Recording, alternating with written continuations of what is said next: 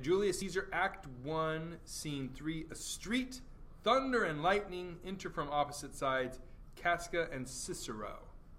Good evening, Casca. Brought you Caesar home? Why are you breathless, and why stare you so? Are you not moved when all the sway of the earth shakes like a thing unfirm? Oh, Cicero, I've seen tempests when the scolding winds have rived the knotty oaks, and I have seen the ambitious ocean swell and rage and foam to be exalted with the threatening clouds. But never till tonight, never till now, did I go through a tempest dropping fire. Either there is a civil strife in heaven, or else the world, too saucy with the gods, incenses them to send destruction.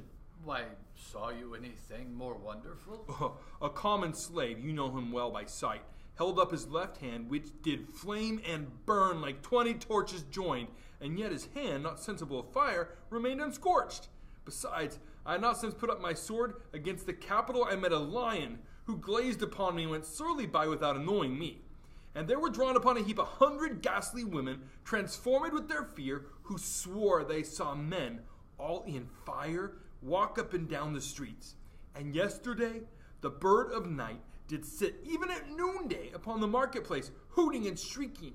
When these prodigies do so conjointly meet, let not men say, these are the reasons they are natural, for I believe they are portentous things upon the climate that they point upon.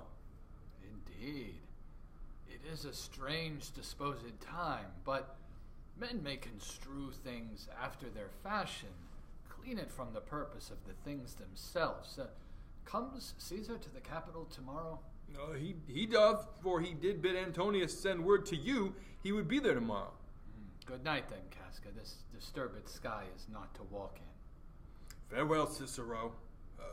Who's there? Roman. Casca, by your voice. Your ear is good. Cassius, what night is this? A very pleasing night to honest men. Well, whoever knew the heavens menace so? Those that have known the earth so full of faults. For my part, I have walked about the streets, submitting me unto the perilous night, and thus, unbraced, Casca, as you see, have bared my bosom to the thunderstone. And when the cross blue lightning seemed to open the breast of heaven, I did present myself even in the aim and flash of it.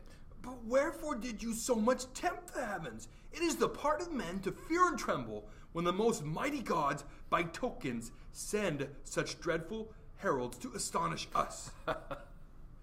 You are dull, Casca, and those sparks of life that should be in a Roman you do want, or else you use not.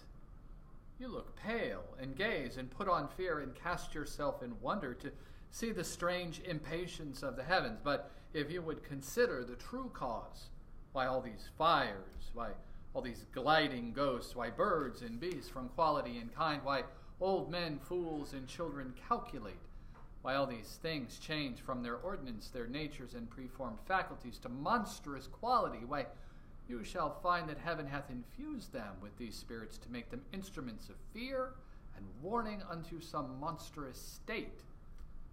Now could I, Casca, name to thee a man most like this dreadful night, that thunders, lightens, opens graves, and roars as doth the lion in the Capitol, a man no mightier than thyself or me in personal action, yet prodigious grown and fearful as these strange eruptions are. Oh, 'tis Caesar that you mean, is it not, Cassius?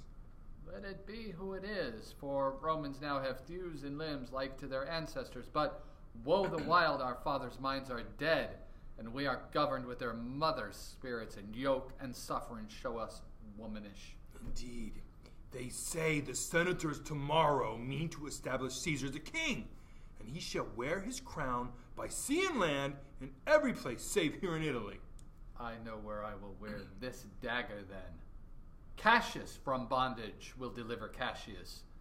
Therein, ye gods, you make the weak most strong. Therein, ye gods, you tyrants do defeat. Nor stony tower, nor walls of beaten brass, nor airless dungeon, no strong links of iron can be retentive to the strength of spirit. But life, being weary of these worldly bars, never lacks power to dismiss itself. If I know this, know all the world besides, that part of tyranny that I do bear, I can shake off at pleasure. So can I. So every bondman in his own hand bears the power to cancel his captivity. And why should Caesar be a tyrant then? Poor man, I know he would not be a wolf, but that he sees the Romans are but sheep. He were no lion, but the Romans were not hinds. Those that with haste will make a mighty fire begin it with weak straws. What trash is Rome, what rubbish and what awful when it serves for the base matter to illuminate so vile a thing as Caesar. But oh grief, where hast thou led me? I perhaps speak this before a willing bondman. Then I know my answer must be made, but I am armed and dangers are to me indifferent. You speak to Casca, and to such a man that is no fleering telltale. Hold my hand, be factious, for redress of all these griefs, and I will set this foot of mine as far as who goes farthest. There's a bargain made.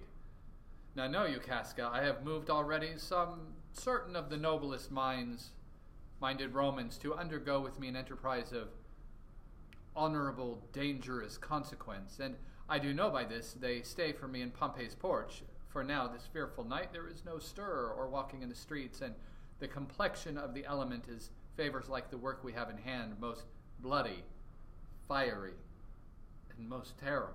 Well, stand close a while, for here comes one in haste. 'Tis Cinna, I do know him by his gait, he is a friend. Cinna, where haste you so? To find out you. Who's that, Metellus Cimber?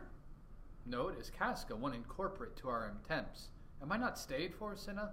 I'm glad on it. What a fearful night is this. There's 2 or 3 of us have seen strange sights. Am I not stayed for? Tell me. Yes, you are. O Cassius, if you could but win the noble Brutus to our party. Be you content. Good Cinna, take this paper, and look you, lay it in the praetor's chair where Brutus may but find it, and throw this in at his window, set this up with wax upon old Brutus's statue. All this done, repair to Pompey's porch where you shall find us. Is Theseus, Brutus, and Trebonius there?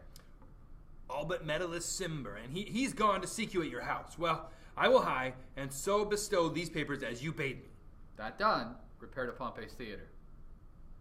Come, Casca, you and I will yet ere day see Brutus at his house.